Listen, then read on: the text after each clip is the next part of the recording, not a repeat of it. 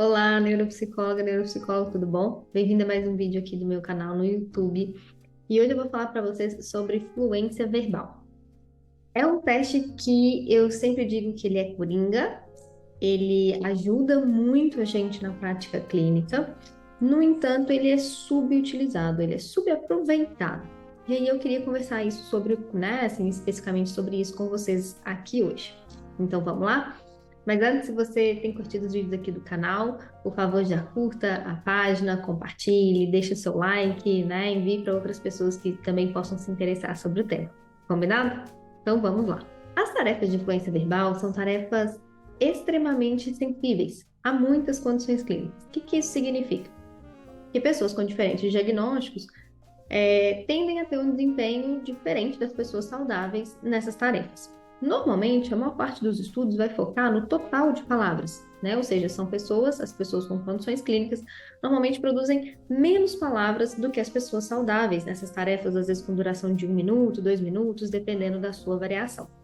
No entanto, para nós na clínica, é extremamente importante saber o porquê que a pessoa produziu poucas palavras. O que foi que levou àquele desempenho que foi traduzido no número X de palavras corretamente evocadas no final.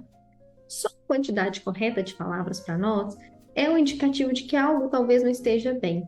Mas o que é que não está legal a ponto de fazer com que esse desempenho fique deficitário, né? E o que significa isso? Então, o primeiro ponto, a gente tem que lembrar que o modelo de produção de palavras espontâneas ou guiada por regras, ele não começa exclusivamente numa área de linguagem, apesar de terminar ali os modelos, né, assim, claramente em etapas e em regiões cerebrais que são específicas do processamento da linguagem. Então, a primeira coisa que a gente precisa lembrar é que as tarefas de fluência, elas justamente têm tendência a serem mais sensíveis a determinadas condições clínicas ou a presença de alguma coisa clínica, né, de algum contexto clínico, porque elas passam por vários modelos, né, por vários domínios cognitivos, e elas são tarefas que acabam podendo, né, que acabam então podendo ter um desempenho aquém do esperado, não exclusivamente por dificuldades de linguagem, como alguns profissionais acreditam, tá? Ela pode ter, né, ela pode ter relação com dificuldades desde executivas, passando por aspectos semânticos e chegando a aspectos linguísticos, e muitas das vezes, inclusive, permeando domínios como velocidade de processamento, né? Que são aspectos que têm relação, né? E vão, de alguma forma, impactar toda e qualquer tarefa que for cronometrada, né? Como é o caso das tarefas de fluência verbal, né? E por isso a gente precisa tomar mais cuidado.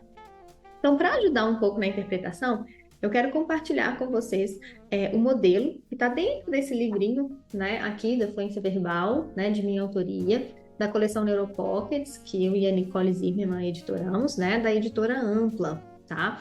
Então, para quem tiver interesse, dentro desse livro, né, da coleção Neuropockets, a gente sempre apresenta toda a fundamentação teórica, os estudos existentes, a gente apresenta, né, os estudos nacionais disponíveis no momento, enfim, né, são volumes completos sobre tarefas que são clássicas em neuropsicologia, tá bom? Então, vamos lá para ver o modelo. Muito bem. Quando a gente pensa, então, numa tarefa, né, que é produzida através de uma regra, né, assim, que a tarefa ela é desenvolvida para que a pessoa produza palavras através de uma determinada regra, a gente vai precisar se lembrar de que a gente já começa desde então recrutando os aspectos executivos.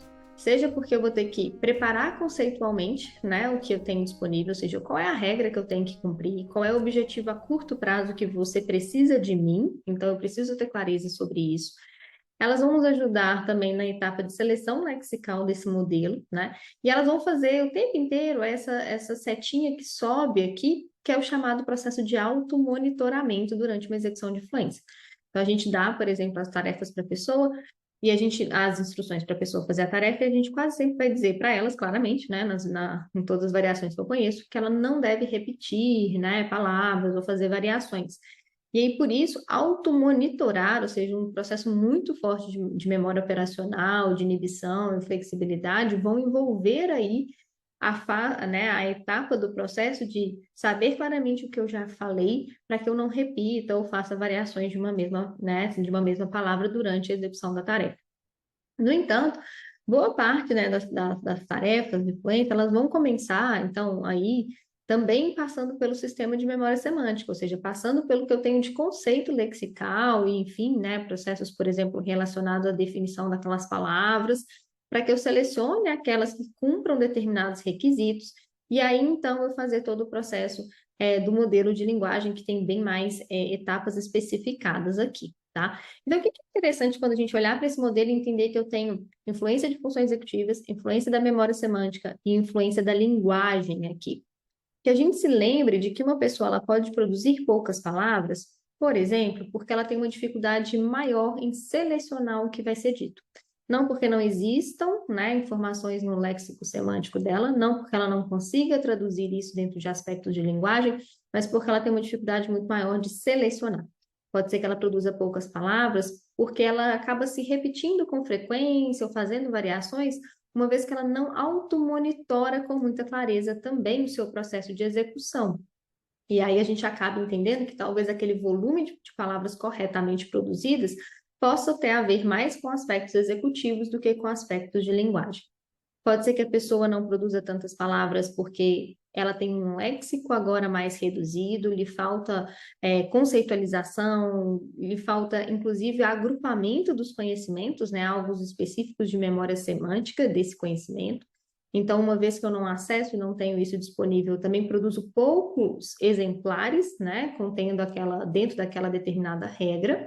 E pode ser que a pessoa realmente produza poucas palavras, porque ela tem a dificuldade em fazer todo esse processo de seleção e tradução, né, desses aspectos lexicais a todos os aspectos de codificação, né, fonológica, fonética, de articulação, enfim, as etapas mais finais deste modelo aí, mais associadas às dificuldades de linguagem diretamente.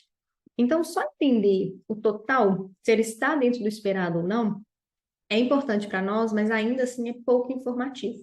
Então, para que a gente possa, na neuropsicologia, extrair o melhor das tarefas de fluência, é a gente entender o que aconteceu ao longo dessa produção de palavras, para que eu entenda por que talvez o desempenho tenha ficado aquém. E aí, quando eu tenho essa clareza, se são mais aspectos executivos, semânticos ou linguísticos, até a forma de abordar o desempenho dessa tarefa, contextualizar ela no laudo, no meu raciocínio, fica ainda mais fácil, tá? E não lidar como se fosse o mesmo.